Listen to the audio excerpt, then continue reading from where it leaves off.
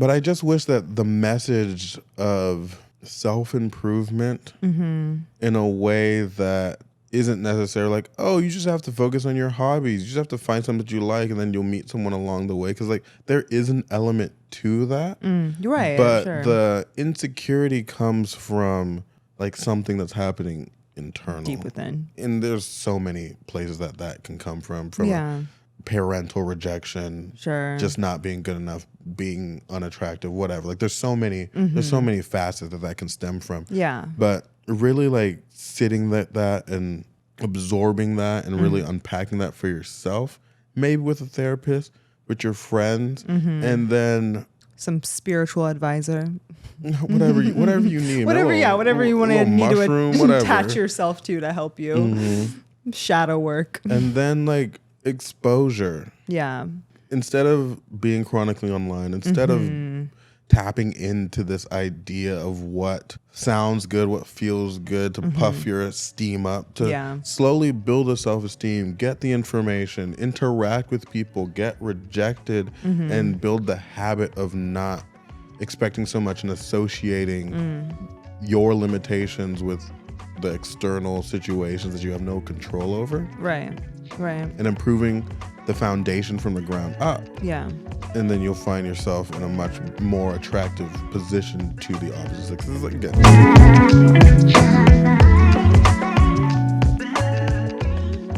So we're back again with another episode of the Intellectual Podcast, where we add just a little bit of nuance to the polarizing conversations of the internet.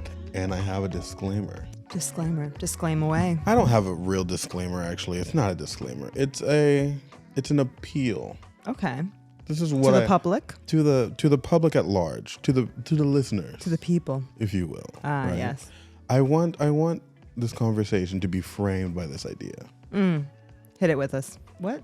You know what I'm trying to say. Hit us with it. Hit us with it. Hit it with us. Oh my God. It's fine. We haven't been recording episodes all day today. We are so fresh and ready. Right. But this concept should guide the conversation. And it's an idea that's usually talked about in the political space, which goes as the following. Most human concepts, when taken to their extremes, share more similarities than differences. The horseshoe effect. Oh, is that what it's called? Yeah. Sick. I'm glad you knew that. Yeah. God damn. I was like, I know this is like an idea. Yeah. Yeah. It's a thing that's definitely talked about for sure. The horseshoe effect. Most ideas, when taken to their extremes, have more similarities than differences. And I want this to frame our conversation about what we're going to talk about today. Which I'm going to say, what are we talking about? We're going to be talking about the elusive, mysterious, and ever so discussed nice guy. Yes. Not elusive or mysterious. Right. And a little talked about a little too often in every space. We don't want them. We don't want them to be talked about as much as they are. They don't want to be talked about as much as they are. They don't? I think they at the same time love to be talked about. They love to make women aware of their existence. This is true. This is true. They don't want to be perceived the way they're perceived. They're being perceived, yeah. You know They're constantly fighting against it. Poor things. Yeah. Poor things. What a concept. Nice guys. Yes. Nice guys. And I don't want to fall into the trap of going down the rabbit hole of trying to explain and correct this behavior. I would rather not get into the mind of a nice guy. I know. Yeah. Like, the explanations are irrelevant to me at this moment, and the justifications are unnecessary. I'm not trying to validate anybody. I'm not trying to. We know what nice guys are. Right? We know what it is. We know what nice guys are. We know how they behave. We just did a little social media thing that talks about the stories of people have with nice people. Wild stories. I'm actually relatively concerned with what's going on here because a lot of these nice guys seem to exhibit a lot of sociopathic behavior. The dangerous behavior that women talk about their fear of all the time. Exactly. I don't want to really go into that, but now that I'm explaining and I'm saying I don't want to go into it, I think now for the sake, want to. I don't want to go into it. I just know that for the sake of the flow of this conversation, like beef it up a little bit. It would make sense. We do kind of have to talk about it slightly. Yeah. So yeah, we can just briefly touch on what these people are and how they differ, because it's so interesting to me how they position themselves in the dating sphere as these like ideal people that people should want. Yeah. But yeah. no one seems to want them. Right. But they don't realize the disconnect. Yeah. Right? Yeah. The cognitive dissonance that's going on in their brains. Very concerning. Yeah. Very, very concerning. Nice guys. Nice guys are not so nice. No, they are not. They're not so nice. Because niceness is not the goal. Right. If just like, again, kind of like the empath conversation. If you are talking about how nice you are, right, you probably aren't as nice as you think you are. Because you have to call attention to this idea so aggressively. Right. And nice guys want to position themselves as the goal, as this high value option that people should want. They're the epitome of what a man should be. Should be nice, whatever. But what do they say? They say that we have to, I'll love and appreciate you, right? That's their core thing. Like, totally. I'll treat you so well. I'll treat you so well. Yeah. I'll treat you so well. What else do they say? I'm sure you've been told it. Help me out here. I mean, like, there's always this like air of like, I guess it's like along the lines of the I'll treat you so well, because it's like you're missing out. Like, we could be friends, but like I know that you'll like eventually like fall for me. Like a lot of convincing. Yeah, exactly. A lot of. But I think it really is kind of based in this like they'll tell you like I'll treat you like a queen, like you're my princess, like that kind of like thing they'll say. I'm so much better than all the other people you've had. Right. Very self-serving. Exactly. It's like you don't know what you're missing. I just want to love you. Like I know you should. Right. I know your value. I know you. I know what you want. I know what you need. Right. All these assumptions. All these assumptions for sure. And I can provide the thing that you're looking for. Yeah. And you've said she said maybe 3 things to you in your life. Right. No, literally. Literally. That's where you're coming with like, no, I am everything that you want. She might have said hi to you. Exactly. And now you've built up this like fantasy. Deep down realize that you can't get this person because you're not good enough for them. And then you start to prop yourself up and puff up your chest to think like maybe that will work. Exactly. No, sometimes it does work. Yeah, some people can be tricked for sure. And I think that usually it's like insecure people will find insecure people. Like attracts like. Exactly. Every time. Every time. But again, it's a trick. Yeah. You hit the nail on the head. It's a trick. Niceness usually starts as doing things for people. Yeah. Right? Opening doors, paying for coffee, picking them up, giving them attention, asking them how their day was, sending them DMs every day. Right. I have a low stakes story that is relevant to this nice guy conversation to get it going or continue it. A couple years ago, I was at like some bar in LA. Either way, actually, I think I went to an album launch party with my sister. Nice. And afterwards, we went to like this bar that was nearby. And anyways, there was these 2 dudes that were in the bar. The bar was fairly empty. They immediately latch on to me and my sister. And we're talking to them. They seem like fine people, whatever. Exchange Instagrams. And they genuinely, and that's like the upsetting part too. It always ends up upsetting me so much. Because I'm like, you seemed like just like a fine dude. You know what I mean? And like, granted, like I walked out of that bar, even like we exchanged Instagrams and I was like, I'm not interested in this person in that way. Right. But I was drunk and I was nice and I was just like, okay, fine. Yeah, sure. Low stakes. Yeah. Instagram, whatever. We'll see how it goes. Exactly. 100%.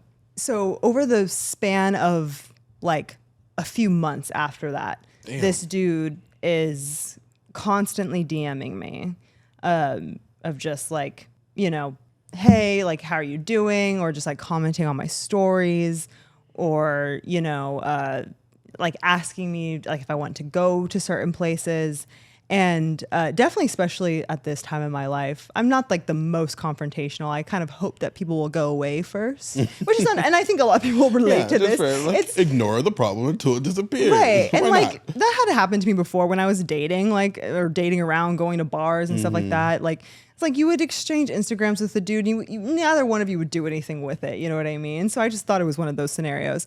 I eventually like just, work up the courage to message him back and be like, what did I say? I said, hey, look, like, I'm not interested in any way. I think I even told him I'm not looking for friends either. I just wasn't interested in this human. I'm not interested in this human being at all. Right. And at this point, I thought he would just like, because I was like, you know what? I haven't told him directly, hey, I'm not interested. So I'll give him the benefit of the doubt that he's just, shooting a shot because I never told him no. And finally, tell him. And this man immediately blows up on me. Like, is like, oh, I was never trying to get at you like that. So the last text that he responded, he was inviting me out to this LA event. And because I had told him at the time that I was a model, he obviously saw that I was a model. And he was like, I wasn't even interested in you like that. I was just trying to help you out because I got connections and like get you to like network and blah, blah, blah, like telling me all these things that he could have done for me and like how like I think too highly of myself and like just talking mad shit. I blocked the bitch. Right. Like, as you should. I'm not going to engage in this shit. Like I literally, I already told you, I literally do not care about you as a human being. Oh my goodness. So I blocked him, but it was just wild to me, the complete flip of a switch. And I was like, dude, like it was pretty obvious that you were interested in me and that's fine. And that's also fine that I rejected you. Why? And he was like some 30-plus-year-old man. Yeah. Like, and I'm like, oh my God. It was a wild switch up experience. is always so bizarre to me. So quick. Went from super friendly to immediately you say I'm not interested, and then the next thing is just anger and aggression. Exactly. Like, why? Like, come on. Sociopathic behavior. I don't understand why it's so. Because I get it, right? I get how rejection feels. No, I don't. I can't. I'm sorry. I was trying to. Don't lie to the people. I know. I really was trying to just kind of be open-minded, really trying to put myself in other people's shoes. Rejection can be difficult. It is what it is. I've rejected women that like kind of switch up. I'm like, oh, fine. I didn't like you that much anyways, right? But they were also like in high school. And for sure. It was, like, very low like stakes. 19 or something like that. So like, okay, very whatever. Low stakes when you're but young. It's like, I don't get why grown-ass men are over here like bashing these women just because they're not interested in you. Right. Like, bro, like take the L and move on. Like, why is that so difficult? Like, for sure. Go about your business. You know, like putting so much like hatred, like anger like that takes a lot of energy. You really typed all that stuff out. Yes. Like for a it person was who's already not interested in you to begin who with. literally like, doesn't give a now. fuck. Like, come on now. Like that's insane to me. And it's indicative of a very different issue that I'm not equipped to unpack for them. I just don't know what would cause a person to be that way. Yeah, no, and that would, like we said, require us to get into the mind of these people, and I don't feel like going to that icky place. That disgusting, I'd gross, rather not. lonely, desolate, empty, insecure cave. Exactly. Yes, no, we can leave that to them because they have to deal with it all the time. Right. But it's so interesting to me how closely this idea of niceness is to this idea of what like a good, kind person is. Totally. Yeah. Right? The opposite word that comes up always is kind. It's like they're not nice, they're kind. They're kind. Yeah. They're good. So in this like little short elaboration that we're doing, I do want to kind of really make a distinction between, right? Okay. Kind or nice people, they do stuff for you, and their doing is always tied to a certain set of expectations. And that set of expectations starts as attention, right? They will do all the things that they think that you want them to so that you pay attention to them. Yeah. And immediately, and I'm sure you automatically like feel it whenever you're interacting with these type of people when you used to, their attention or the attention that they want is so draining. Yeah. Right? Like it drains the life out of you. Totally. Because the attention that is like, you need that attention to feel significant. Yeah. And if you don't have it, then you're literally nothing. Right. Which is probably why they reverse it and blow up so much, because you're attacking their existence when you're not interested in them. Right. That's versus just like, oh, like she doesn't want my attention. Why isn't your life already in a way, like if you have all these connections, all this stuff, why don't you have if you have like this life, why is her attention so important? Right. You could have done all this stuff for you. Like, okay, then go do that stuff. Go do that for someone that wants it. Damn. Why are you so bad? Right. Like, it should just be like an okay. Right. And moving on. But they don't see it that way.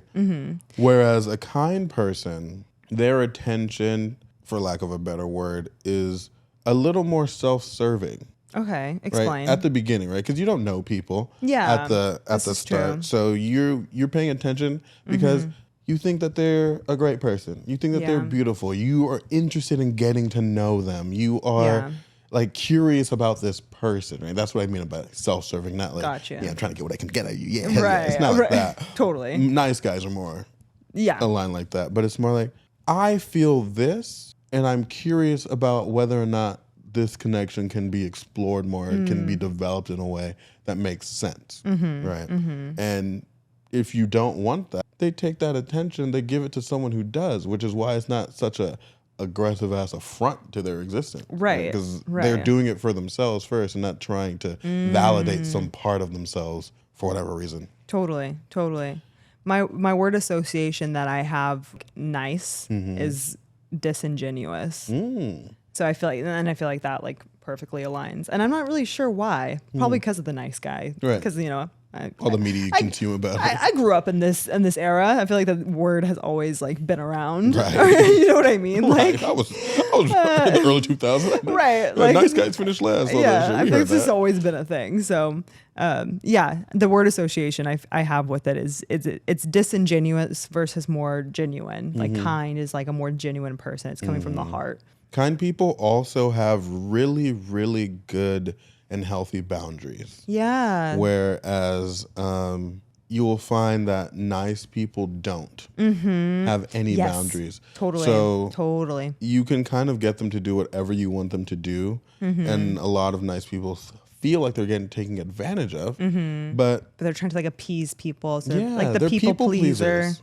They're people pleasers, and people take advantage of people that are trying to give them everything. Yeah. There's a lot of people that would. If a person, like we were saying in those previous episodes, it's not another person's responsibility to mediate your behavior for you.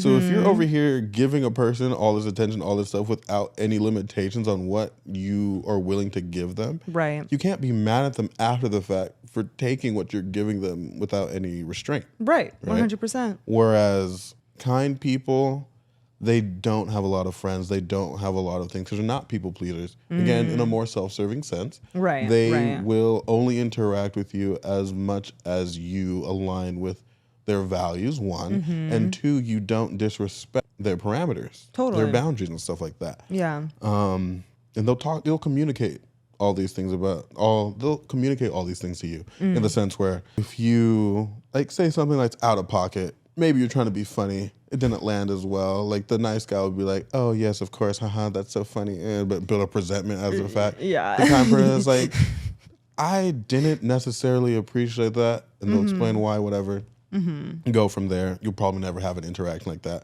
ever again. Sure. Easy. Healthy boundaries is such an interesting thing, such a necessary thing. Actually, right. It really sets you up to be a much, I don't want to say better person, but also a better person. But also better. And a better person to interact with. You know, you would think that other people would appreciate someone who doesn't like have boundaries, which a not good person would enjoy someone who doesn't have boundaries. Right. But if you're trying to control people, then you're like, perfect. No, they don't set boundaries. Lovely. Easy. So easy mark. But people. everyday people, the old Joe, Joe Schmo. The average Joe. Yeah.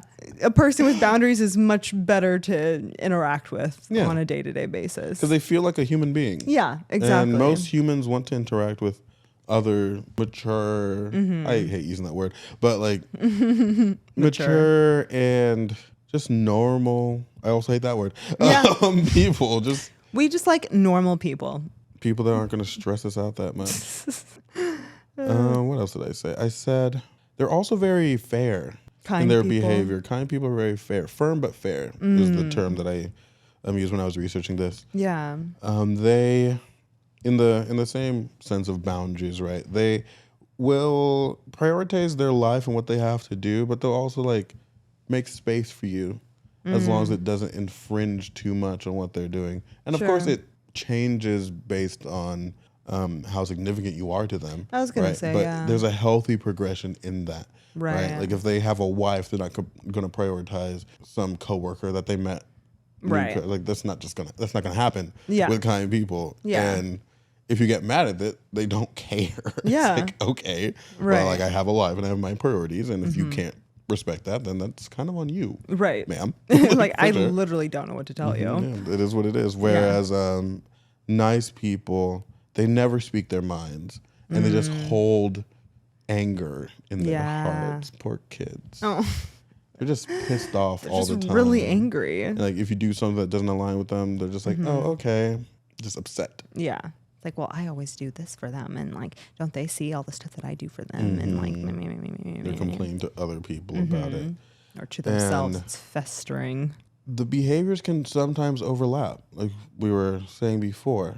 Yeah. Because like kind people do what nice people, or nice people do what kind people do. Yeah. All the totally. time. If anything, the nice people are looking at those genuinely kind human beings and being like, well, trying to mimic that behavior, thinking that they can get the same result that those kind people are getting. But it's coming from a different place. Exactly. It's like the evil step twin. Yeah. Yeah. That takes me to a place that you won't understand because it's anime, but okay. I mean, if you want it for the people might understand. Maybe. JoJo's Bizarre Adventure.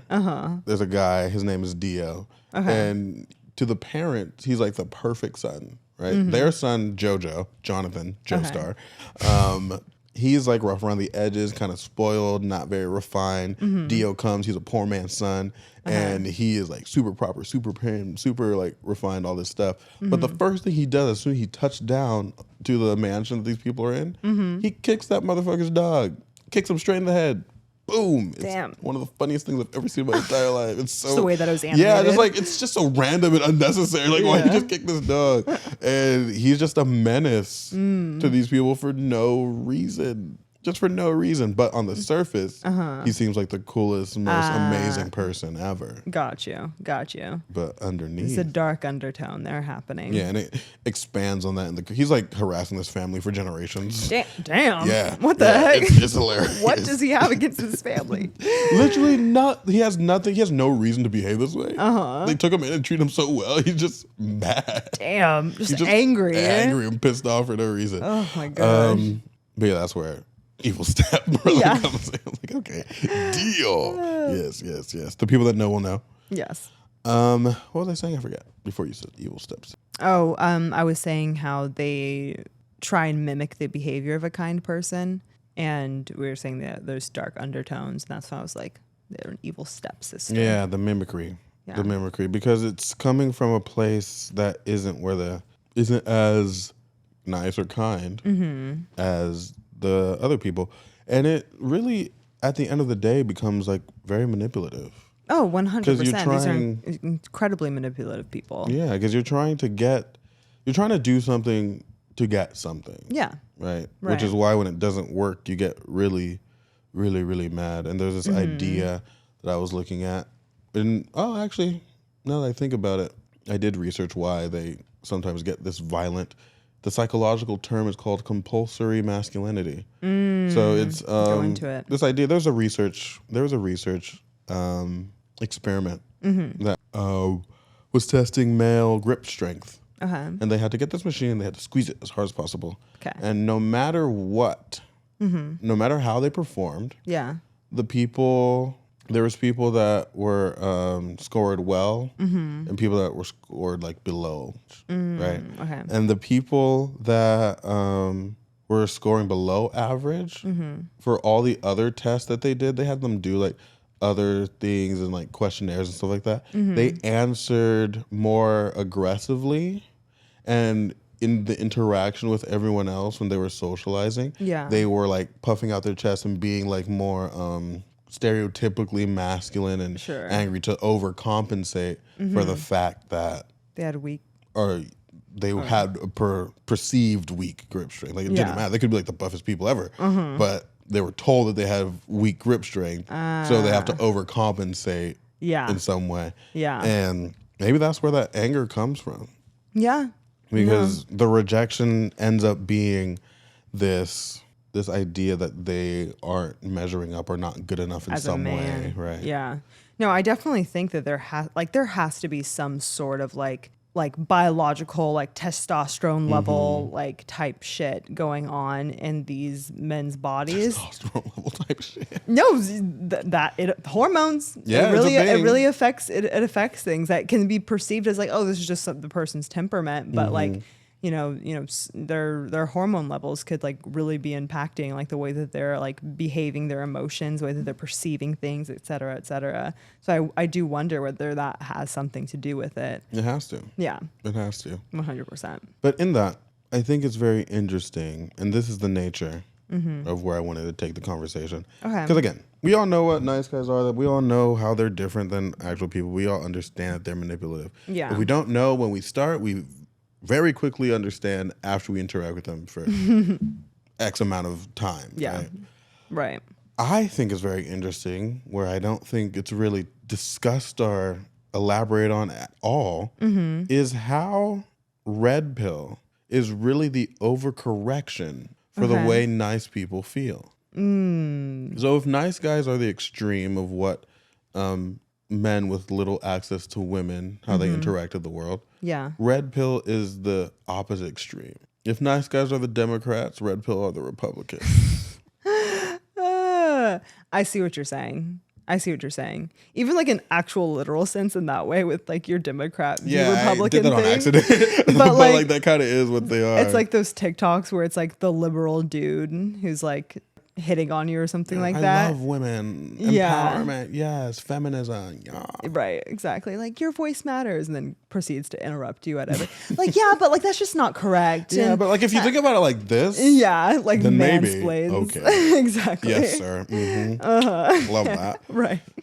Yeah, I didn't think about that at all, but it ends up being true. Maybe it's like literal. No, it's the overcorrection. It's the overcorrection, because in this, the enemy of the nice guy is the bad boy. Yeah. Right? And red pill is very characterized. It's so bad boy. Yeah. But like it's not bad boy like the cool like James Dean type movie, early 2000s, like, oh bad. He's like the surfer dude that's kind of like edgy. Yeah. No, or some like Damon Salvatore type shit. Some stuff like that. Are we talking about Vampire Diaries? Yes, right? we are. I know that name. So like a little edgy, misunderstood type stuff. No, these bad boys are like the very stereotypical of what these nice guys think that women want. Right. Which I think is the most bizarre thing ever, because red pill is that. 100%. That is so true. And every girl listening to this can understand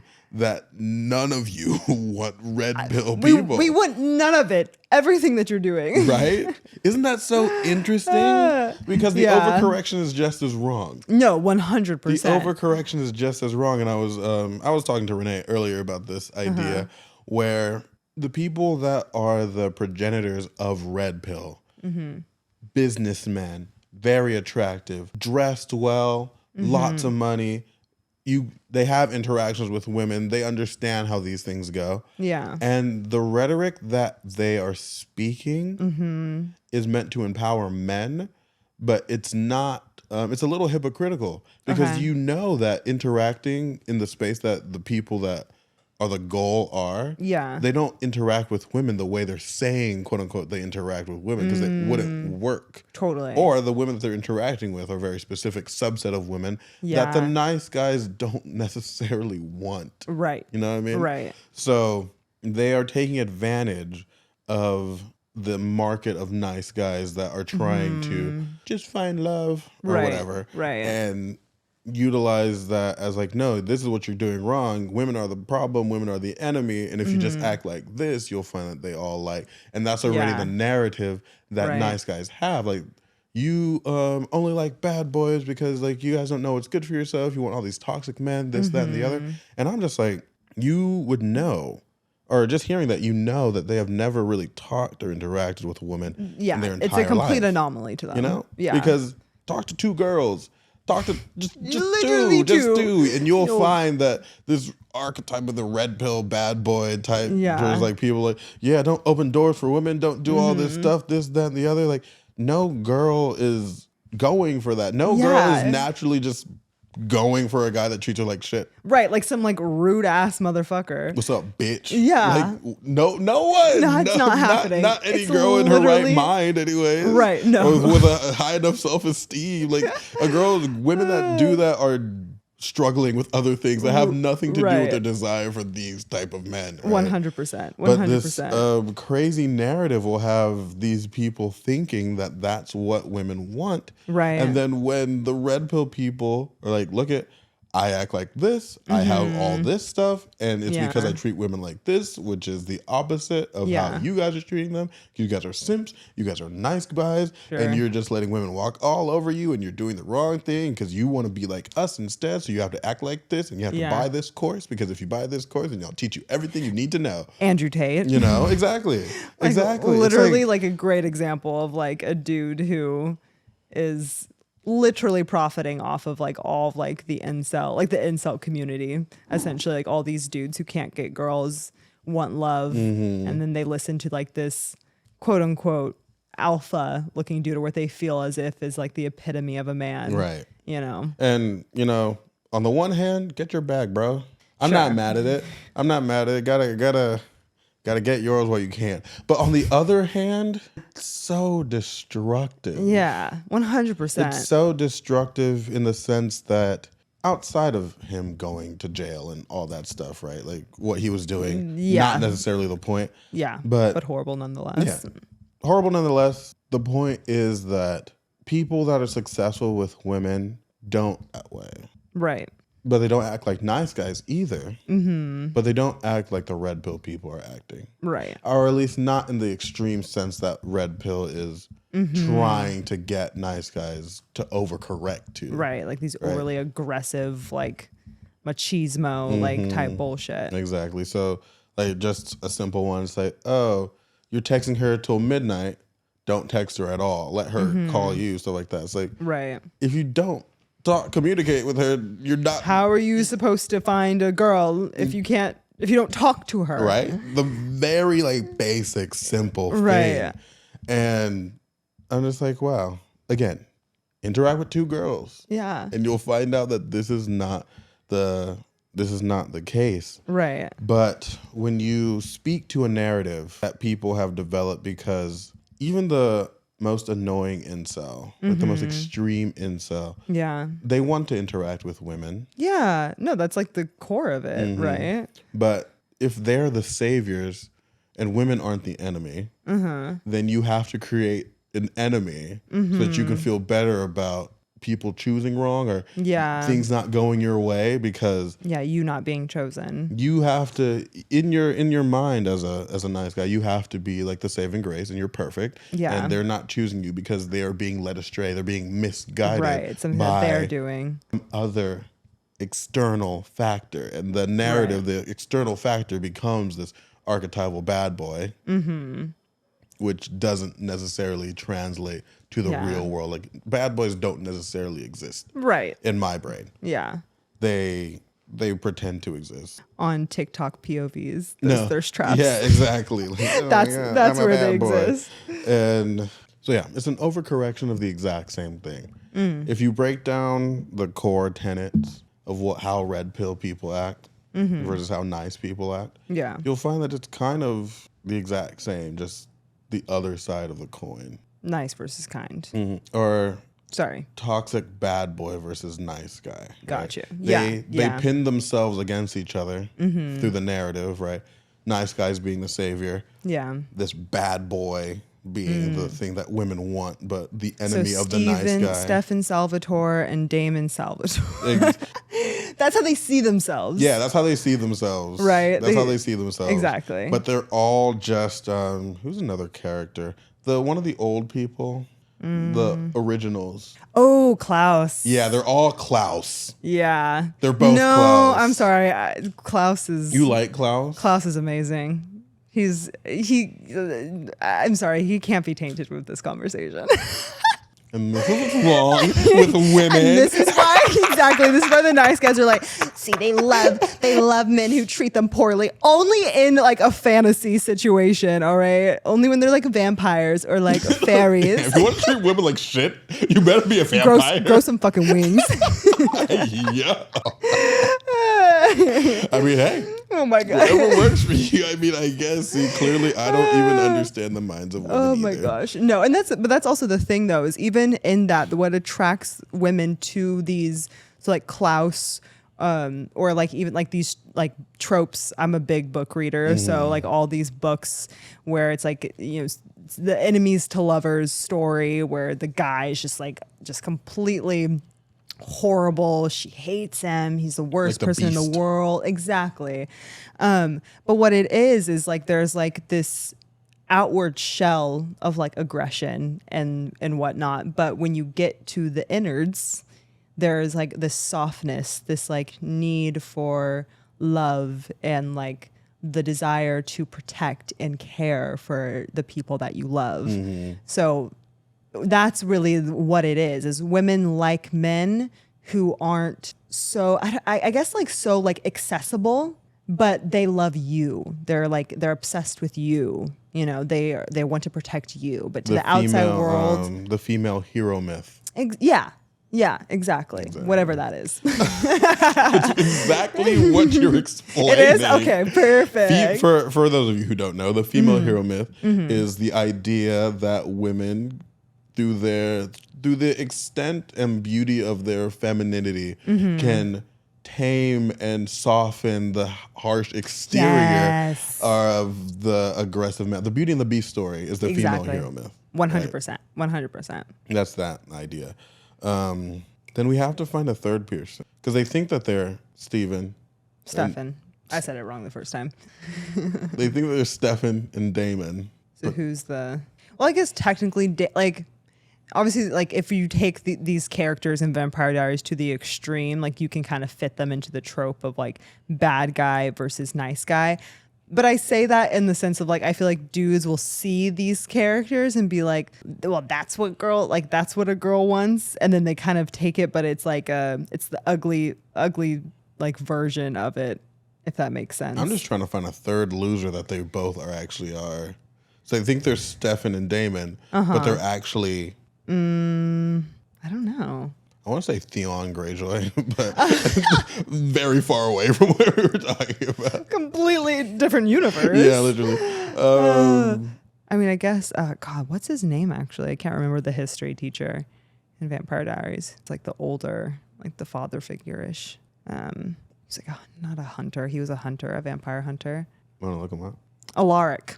Was he a loser? He wasn't a loser. He was like a very like, are we trying to find a loser? Oh, I have the perfect one. Matt Donovan.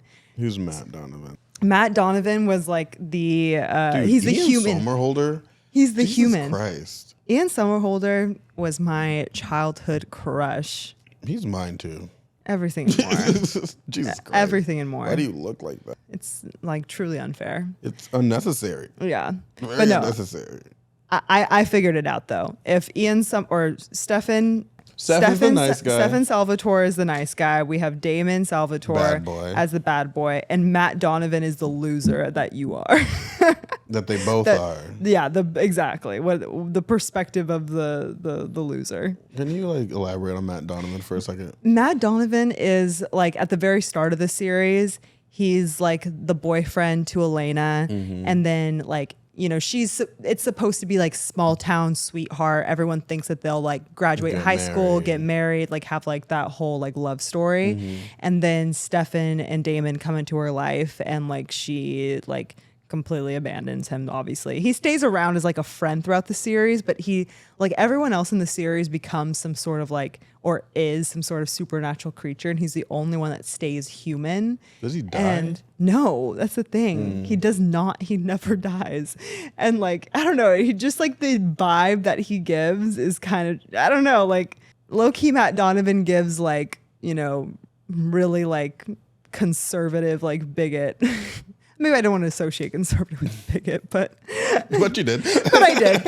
He gives like big, like, America, you know what I mean? Sure. Like energy. I've seen the Vampire Diaries. I just don't remember shit about it. Well, exactly. Like, he's just is such like a not an important character, but he never leaves. He's like a roach. And like, he's like a nice, and that's the thing, he's a nice guy in throughout the show, but like completely Never just problematic. like irrelevant, just kind of irrelevant. Like, not, I wouldn't even see, not problematic, just kind of like really like doesn't move the plot along really ever. Right. Like, he's just always there. We're getting lost in this analogy. I know. Like, we are getting lost in the analogy. But yeah, they think they're these the Steffens and the Matt. No, the Steffens and the Damons. They're really just the Matts because they're kind of acting the exact same way. Yeah. Like I was saying, texting all the time to not texting, right? Showing women courtesy and attention, not showing them any courtesy and attention. Yeah. Really trying to put women in their place, over out logic, make them feel dumb versus make them feel dumb because you're from a caring place, right? It's like they don't. What do you mean by that? So it's like you see the nice guy. Oh, let me order for you, right? Because you don't, like, I know what you want type stuff. Sure. Versus the bad boy. It's like, you don't need to order because this, that, and the other. Neither are letting the girl order, and it's kind of for the same reason. Right. They're just presenting it differently. They're just presenting it in a different package, but it's the same idea from the same place with the same goal. Yeah. Yeah. Just packaged in a different way. And I just think it's so funny because nice guys are trying to transform into the red pill. If you take the red pill, you'll finally have success with women. Totally. But it's like, no. It's like, actually, you'll have the opposite effect. You'll have the They'll opposite run away effect. even further. Or the women that you interact with aren't going to be the women you want to interact with. 'Cause there's some women that conform to red pill stuff. Sure. Yeah, you do see, like, in those podcasts. That one girl, what's her name? I forget her name. Oh my God, that white girl? Yeah. Oh my God. She was just on my For You page talking about how women shouldn't be able to vote because they have periods. I'm not even gonna get into that. Someone talk about take their mic away. Like, oh my gosh. Oof. But anyway, yeah, there's definitely some women out there who kind of, you know, conform to this, like, yeah, I'll be the woman that you want, you know, like, you say this is what a good woman is, I'll do that. I'd love to see what their relationships like. Absolutely horrible, or maybe beautiful. Who knows? I don't know. I would love to see, because like, you don't know, either that would really work or really not. Yeah, exactly. And I don't know, and I've never seen it because I don't associate with those types of people. Yeah, I would love to see how, like, that type of pick me and the over aggressive masculinity kind of fit together. Right. How does that work? I'd love to be a fly on that wall. Yeah, to genuinely see how it goes behind the scenes. Yeah. Who knows? But yeah, they're kind of doing the same thing. Yeah. They're all kind of doing the same thing when it's just a very misattribution. It's a misattributed understanding of women's attraction. Yeah, a complete misunderstanding. And a misunderstanding of how they fit in that. Yeah. And we'll go into that. And we can really get into it. I'm going to keep it real. As I do. As you do. As always, I do. Always. I'm going to tell the people what I think they should hear. Yeah. Not what they necessarily need to, but what I think they need to hear. And at the end of the day, attraction is attraction. Yeah.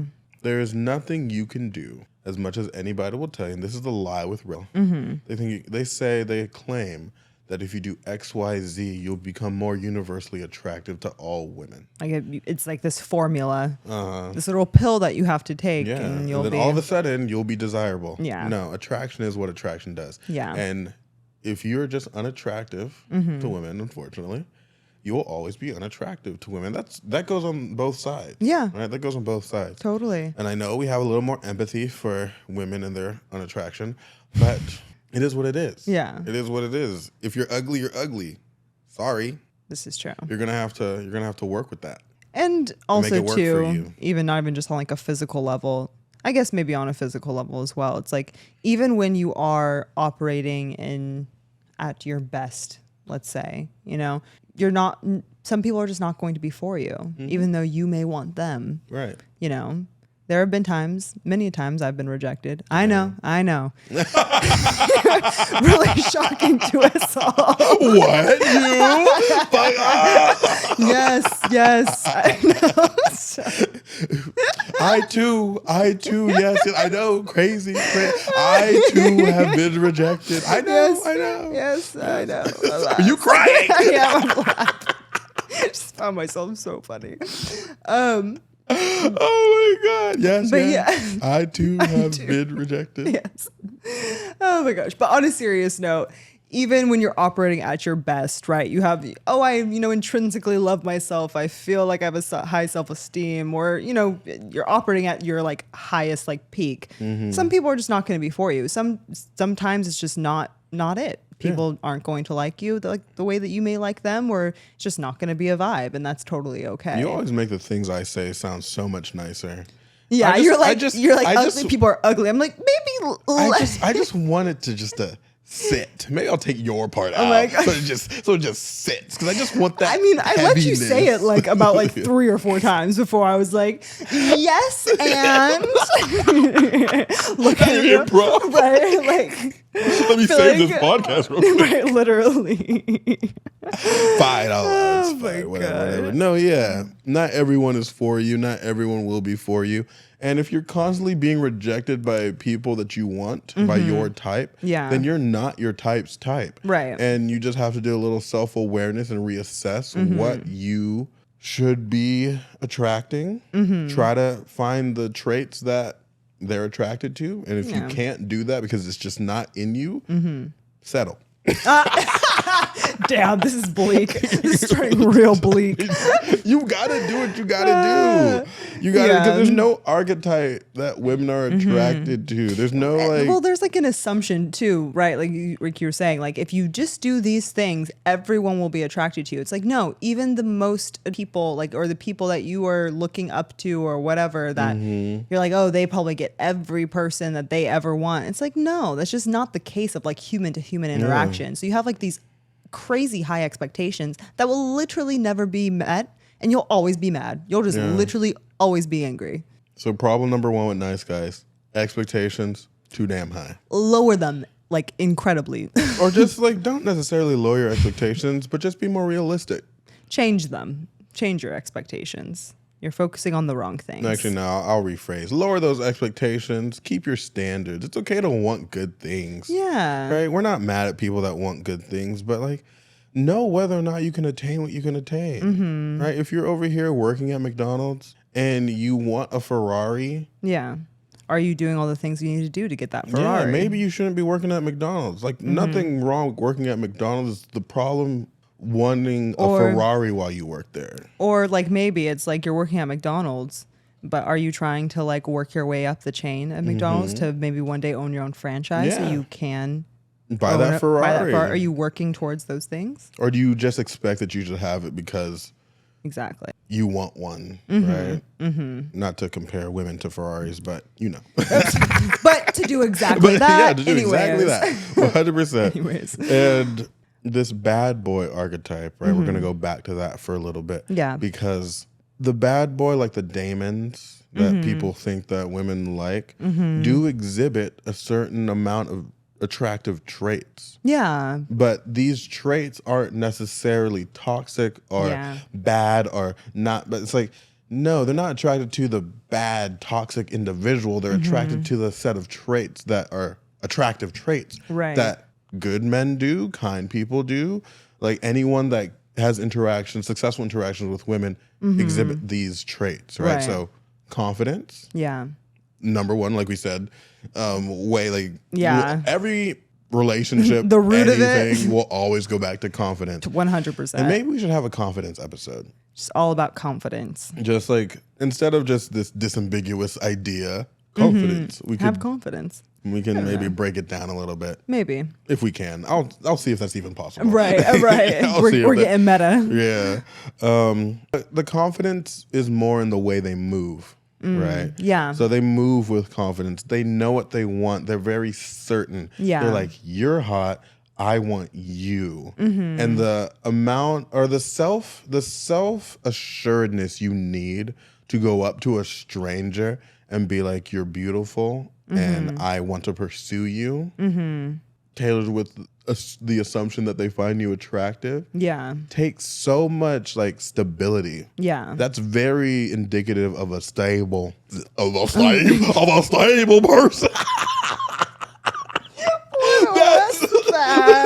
very indicative of a stable person.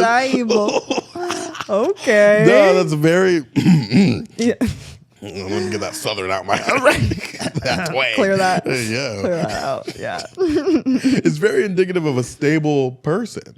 And stability is the number one factor that people look for in long-term partnerships. Yeah, I agree with that to an extent, but like at the same time, I think that's also what like these like bad guys see is these dudes who are getting girls because they can just like go up to them and talk to them and they're like, hey, I'm interested, blah, blah, blah. And they're like, oh, that's all I have to do.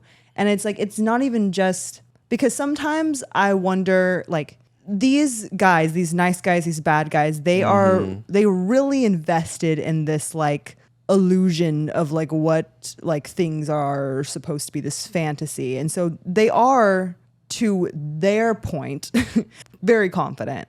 And so it's like you see I could see a dude who's like a bad guy who categorizes himself like red pill dude do exactly what you just said. Walk up to a girl and like be like, hey, I like you. Let me get your number, essentially.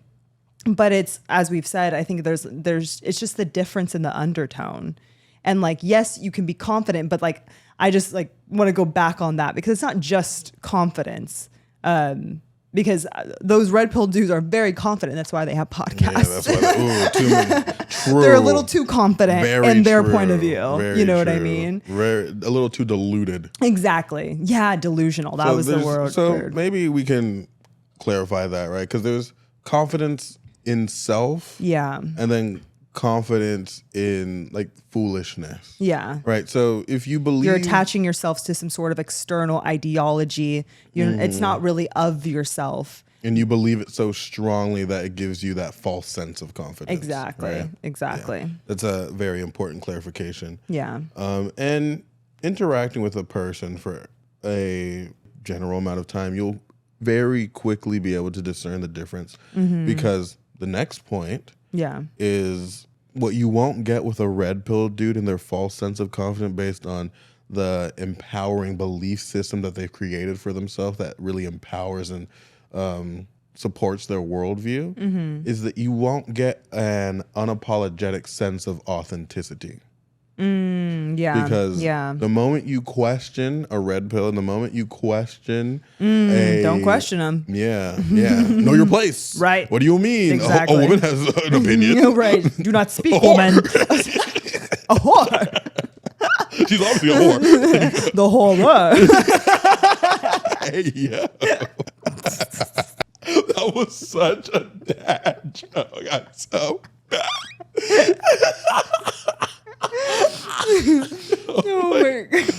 Why do you make such white dad jokes? I don't understand. Why are they so funny? Oh my goodness! Oh my goodness! That was the horror. It was the delivery for sure. 100%. It was 100% the delivery. That was good. Oh my gosh! But yeah, you question them. You question a nice guy. You question an insecure person because this is the foundation of their existence. Right? It's insecurity. Yeah, deeply insecure. You won't get unapologetic authenticity. No. You'll get anger. You will get resistance. You'll get defensiveness. Yeah. Whereas if you question deflection, manipulation, all these stuff to try to maintain their sense of self and their worldview, right? Their facade. Ooh, good word. Yeah. They maintain their facade.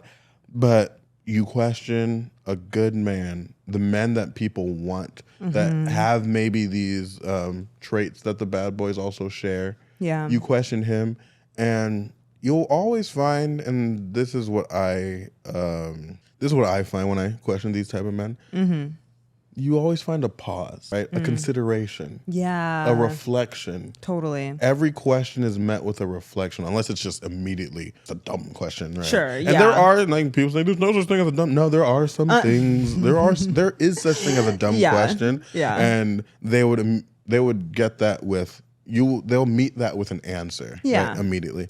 But if it's like an internal question, like, oh, so you said all this stuff about what you believe, this is how I think of it. Yeah. What, like, how do you make sense of that for yourself? Yeah. They'll be like, I get what you're saying, but this is how that makes sense for me. Right. And if you guys don't see eye to eye, they're not going to be pandering to you. It's like, oh, let me change what I believe. Let me do this, that, and the other. Sure. They're going to be like, we can agree to disagree, and that's okay. Right. I need to explore this more. I need to understand X, Y, Z before I change my opinion, before I conform to this. Right. But this is just who I am for the time being, and if you don't like that, I'll interact with someone else. Yeah. And that's okay. And it's pretty simple versus the anger and like and the convincing and the trying to the change a defensiveness. person. Yeah, exactly. That's a lot of energy. For what? Yeah. To keep up the facade, like we said. Poor man. That's so sad. They do it to themselves. We're literally women are literally screaming it at them. Like this is literally what you need to do. We will. I don't know if some women at this point even will spell it out for them. We've gotten to that point where women have just given up, which is why the hate all men statement is so popular. Man, but when he loves me, I feel like I'm floating when he calls me pretty. Aw. You remember that meme that was on TikTok all 2021? I don't think so. I hate all men. Oh my God, yeah, okay, I do. But when he loves me, I'm like, oh.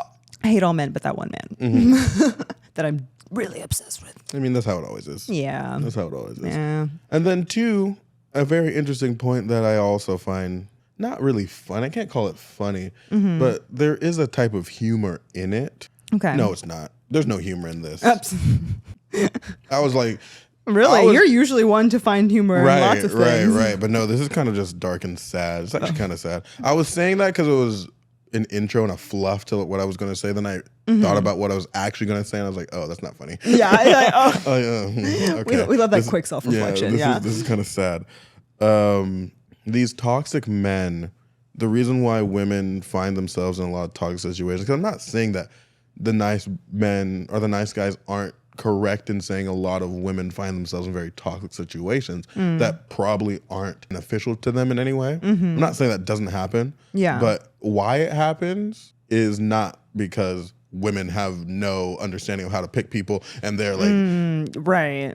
They're too in their feelings to like appreciate a good person when it comes along. They've been indoctrinated by all this. Like that's not why, sir. Right. What is actually operating in this context is that these toxic men present as very stable, very kind, they masquerade as good people. And they show when this girl's attracted to them and they show the girl stable, long-term, loyal, reciprocal, positive energy.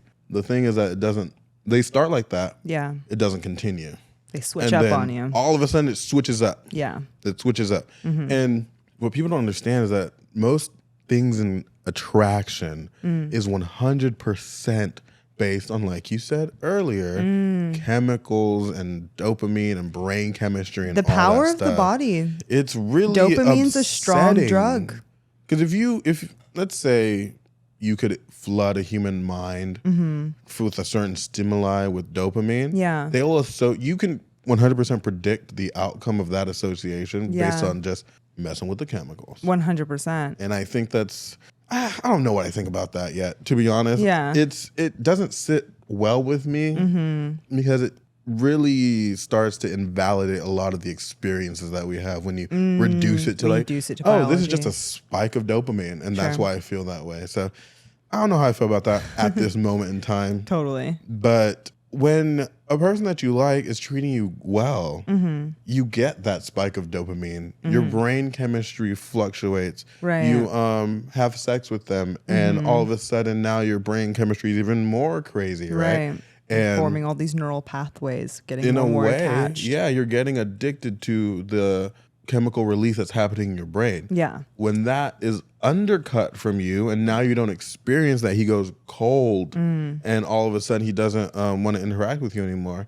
It's a very shocking experience because it's like now you're not getting that stimulus. You don't know what to do. You've experienced it and then you naturally assume that you can get it again. Maybe it's something that you did. Yeah. Maybe you don't have enough I'm not going to say self-respect. Maybe you don't have enough self-awareness about the situation. Maybe you're a little younger. Yeah. And just like, oh, maybe something happened. Is everything okay? Totally. And they'll just do that hot and cold thing all the time. And really sporadically too. So you don't know when it's going to be good it's again. Like 3 months on, 3 months off. Because you'll get accustomed to that. It's 2 weeks great. Everything's good. 1 month super amazing. Loved, bombed, all out crazy, whatever. And then all of a sudden nothing.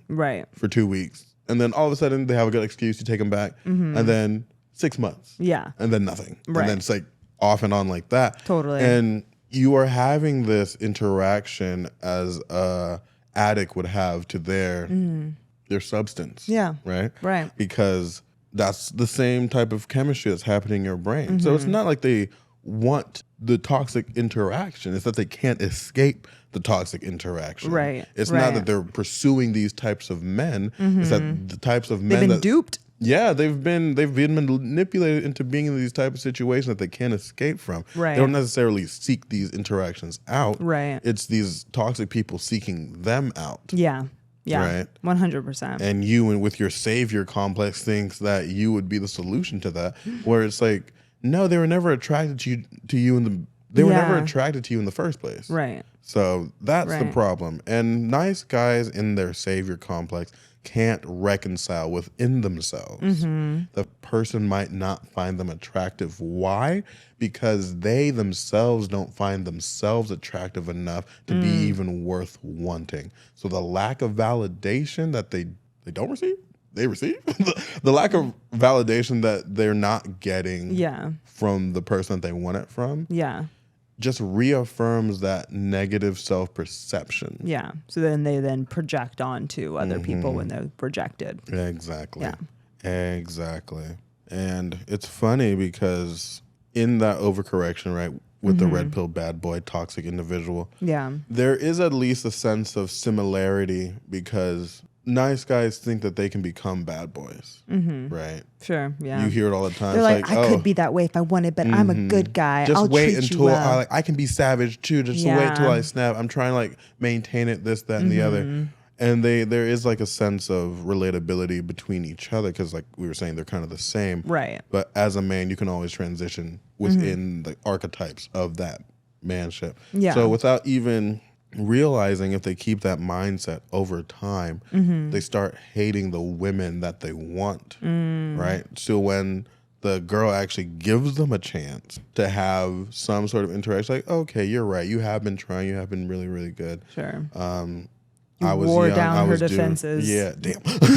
Seriously. Sometimes these, like, that's like, I feel like usually when like these like nice guys finally get their opportunity is because they've been waiting around on the sidelines for long enough, and moment they've of like weakness, like a lame zebra on the edge of the herd. Exactly, 100%, and they leap, they latch onto you.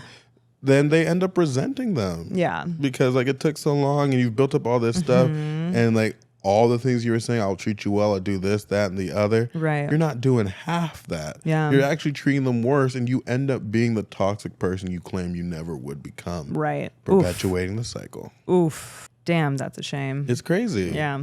It's crazy, which is why instead of like overcompensating and going into this red pill perspective, I want, and this is, I don't think this message will ever be as popular because it doesn't feel as good. right? Red pill feels really good to the people that it feels good to. Right. It's like, oh, it's one, easier to do. Well, anger can be cathartic. Yeah. You know. Yeah. Anger can be cathartic. It's easier to do what the red pill is saying to do than what I'm going to explain in a second. And if you can pinpoint an external problem rather than an internal problem, you don't have to deal with anything. You can live in your fantasy for the rest of your life. Yeah. And like I said, there are some people that will conform to that. Yeah. Unfortunately. Right. And they'll have to deal with you, and that will be their prerogative. But I just wish that the message of self-improvement in a way that isn't necessarily like, oh, you just have to focus on your hobbies. You just have to find something that you like, and then you'll meet someone along the way. Because like there is an element to that. You're right. But sure. the insecurity comes from like something that's happening internal. Deep within. And there's so many places that can come from Yeah. parental rejection, Sure. just not being good enough, being unattractive, whatever. Like there's so many facets that can stem from. Yeah. But really like sitting that and absorbing that and really unpacking that for yourself, maybe with a therapist, with your friends, and then Some spiritual advisor. whatever you need. Whatever you want to need to attach whatever. yourself to help you. Shadow work. And then like exposure. Yeah. Instead of being chronically online, instead of tapping into this idea of what sounds good, what feels good, to puff your esteem up, to slowly build a self-esteem, get the information, interact with people, get rejected, and build the habit of not expecting so much and associating your limitations with the external situations that you have no control over. Right. Right. And improving the foundation from the ground up. Yeah. And then you'll find yourself in a much more attractive position to the opposite sex. Because, like, again, ugly people are ugly, attraction is attraction, but there's a person that will find anybody. Yeah. There's a person that will find anybody attractive. Yeah. There's right? there's a person for everybody, so to speak. So to speak. Yeah. Very little exception. Yeah.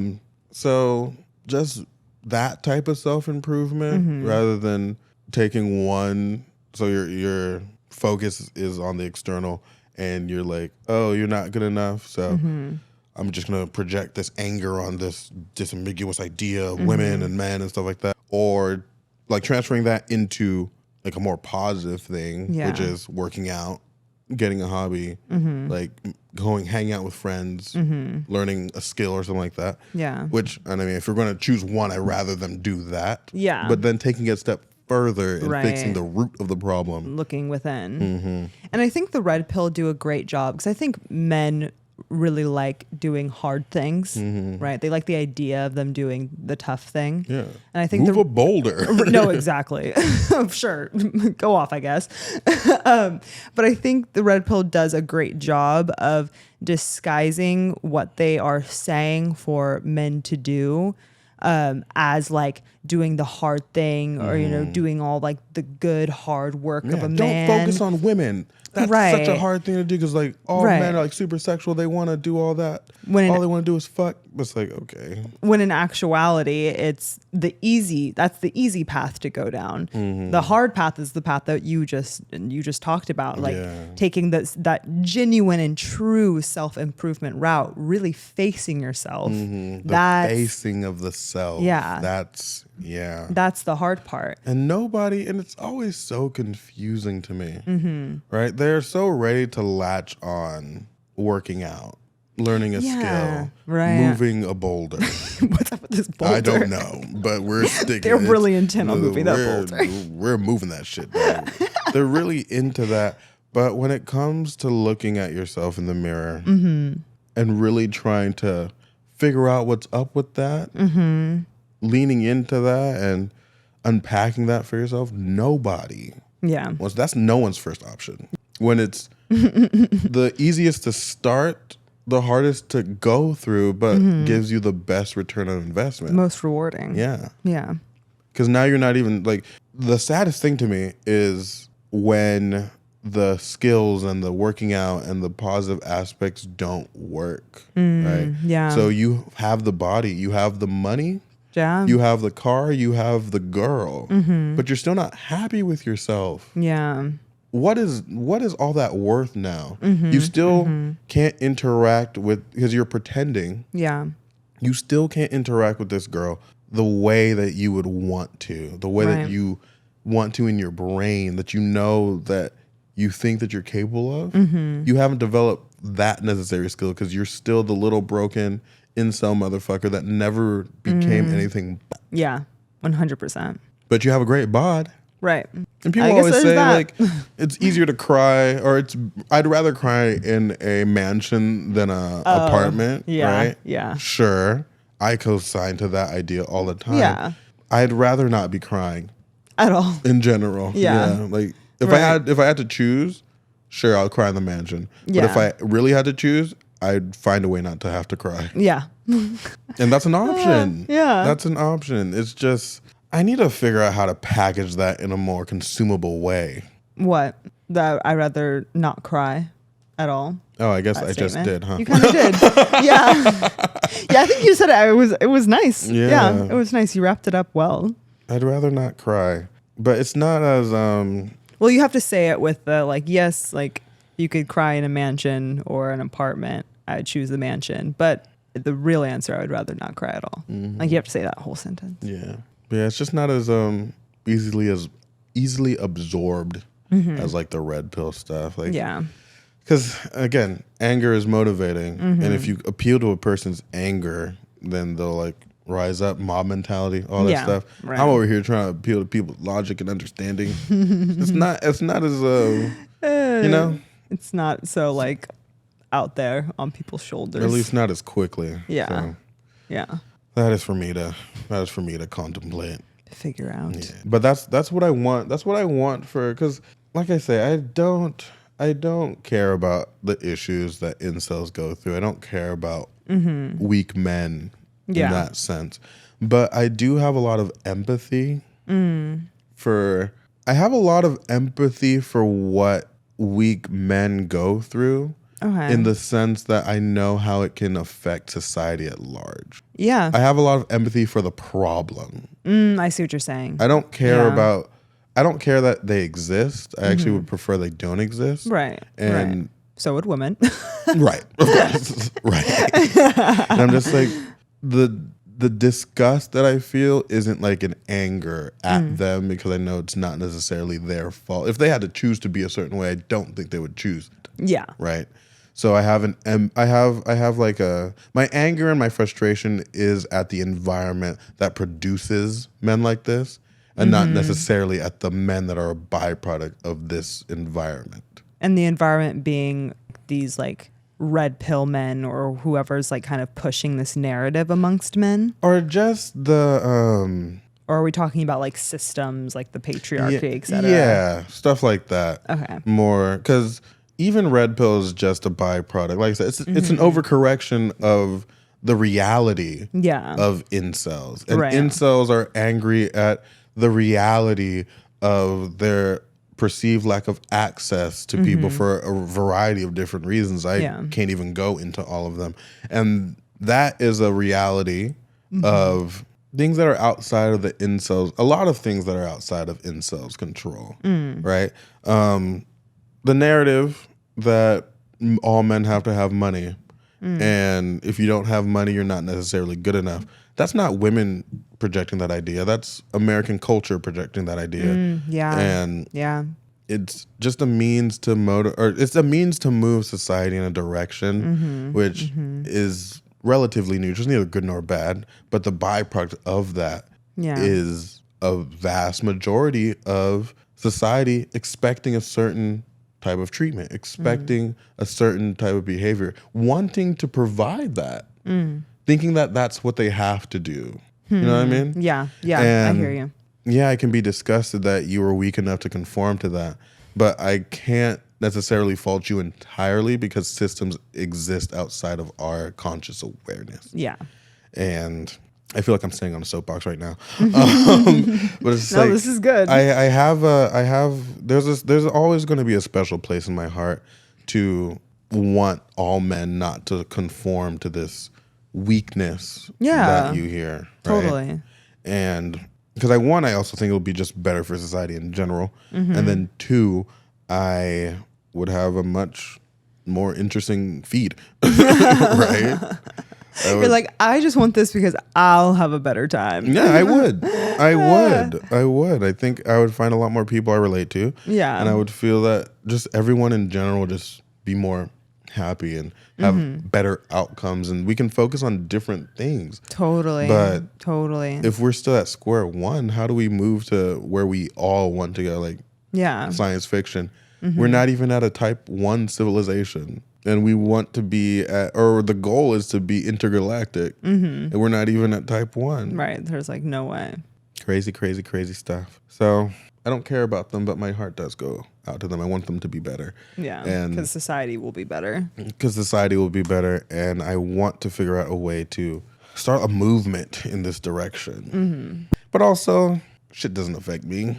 Well, it affects me. No, it doesn't. Not and other actually. women. Not anymore.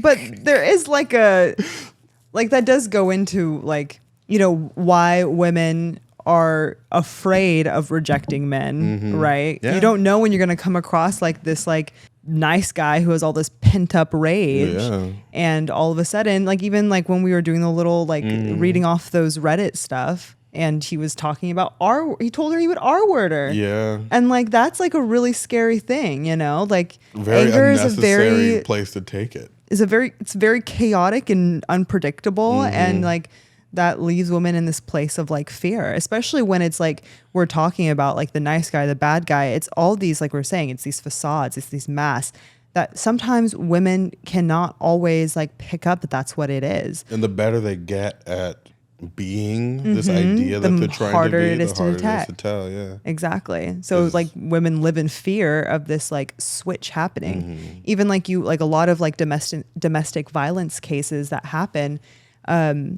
you know, of course, like there's signs of abuse usually before marriage and pregnancy, but usually physical abuse is like starts happening in domestic violence cases once the woman gets pregnant. And then there's like a high percentage of like cases where so like I said, it's not as if like there's not signs of abuse, verbal, emotional abuse in a domestic violence case, but there's a high percentage of cases where the man doesn't start becoming physically violent towards the woman, where it's like physical domestic violence until after she becomes pregnant. Why? And then don't know. That's so crazy. So bizarre. And it's like, okay, you're lulled into this false sense of like, oh, now you can escape. Exactly. You have a child now. Maybe. That's crazy. Or maybe like we were saying about the biological, like maybe there's some testosterone thing once like the woman has like his baby, he already has like these abusive tendencies, and it sends him into like this animalistic primal bullshit. Yeah, man, I need to know more about why that's the case, because you think it's the opposite. Yeah, you think it would happen before. To me. Yeah. But yeah, and just like kind of how the Me Too movement was met with not all men, right? The answer to that was most women can't tell the difference between a guy that can potentially harm her and a person that wouldn't, and it's safer not to test it. Amen. 100%. Right? It's 100% true. And I got that. Yeah, it makes sense. Yeah, no. If I had the threat of violence that I couldn't defend against, I would just opt not to engage. Right. Like or carry a gun. Yeah. You know, engage this bitch. Engage with this. Like, you know? So I get it. I get it. And yeah, on that level, for sure, it would be a utopic society would incorporate more confident men. 100%. And more men that understand it. We need to find a way to facilitate like more positive interactions between men and women. Because in the real world, outside of college, right? Yeah. Where do we meet each other? Like, we don't interact with each other in the day-to-day. And then when we do, it's alcohol and parties and all that stuff. Like, there's not a lot of third places. Oh, the idea of a third place. Yeah, Love that. there's not a lot of that anymore. And stuff like that makes me think that it's by design. Oh, 100%. 100%. I think there's some correlation with like rise in like, consumerism, like individualistic culture. Also, I think like technology, social media. There's factors that play into the loss of the third place. The third place being for everyone a place for all of you that don't know. Yeah, a place in society where it is not home, it is not work, but a place where people can come together in some sort of like community sense. So barbers used to be like a third place for people. Like people didn't just go to the barber to get their hair cut. It was a social place for men to hang out, to gossip. Hammams, like in like Middle Eastern cultures, like bathhouses, etc. That being a third place for people, for women to go gossip, do their thing. Yeah, we need some more shit like that. Yeah. Because that I think that is the remedy for these problems that we're facing in society. Because it is an issue for sure. 100%. And then it's like you do interact with men in the outside world, and like you still don't know what their intentions are. You can't always necessarily just interact with a man casually. There's always like a thought in the back of your head. Yeah, you always have to be a little careful. Yeah, always have to be guarded. For me too, personally, I hate that that's a thing. Yeah. And that's also a reason why I'm not as aggressive as I used to be, because we're not in the bubble of college anymore. Right, where everyone's just trying to get to know everyone. Everyone has like his open arms ready to go. Like, no, how I'm perceived is so important to me. Not in the sense that I need like validation from people to like exist, but I want to always make sure that I am projecting a positive image onto the world, because how people perceive you is really everything, especially in the industry that we're in. Yeah. So I always try to be mindful. Like I don't care about pissing people off. Right. But right. if I'm not trying to do that, not doing that. Right. Very, fair, which some people do have a hard time. Yeah. They unintentionally piss people off all the time. So I don't want to make people uncomfortable just because of my presence. And I'm sad that it's a thing that I have to think about, even though I'm just sad that it's a thing that I have to think about it, because it's not my fault. It's not your fault. It's just the society that we live in. Right. What can we do? Totally. Instead of just living with it. Yeah. But yeah, that's kind of all I had to say about it. We can like wrap it up. We can wrap it up. Little final little points, things to think about. Yeah. Things to think about. Being nice for the sake of something is not nice. It's manipulation. Yeah. And it's an overcompensation for a lack that you have, and you think that you can get it by giving tangible things. But on top of that, people don't owe you shit. Right. Just because you gave them something that you think that they owe you something for. Just because you do something for a girl, just because you do something for a man doesn't entitle you to some form of reciprocation. Right. And if you think that it does, you're in a very dangerous place. It's a very slippery slope. Easily. Between well, we know where that goes. Right. Niceness, kindness, being a good person is the bare minimum. Yeah. Right. So why do you feel that entitles you to some form of special treatment? Like I'm not gonna bring my parents into this, but I do have to say it for us. Yeah. But it's like, I feed you and I put a roof over your head, right? Yeah. And you gotta respect parents for doing it, because so many people don't. But also that doesn't make you special as a parent. That's the bare minimum of a parent. That's the minimum requirement. Right.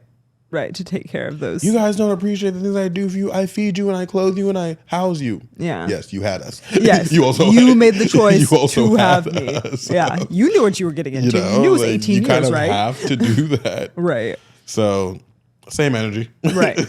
Same energy. No one owes you anything for doing the for having words.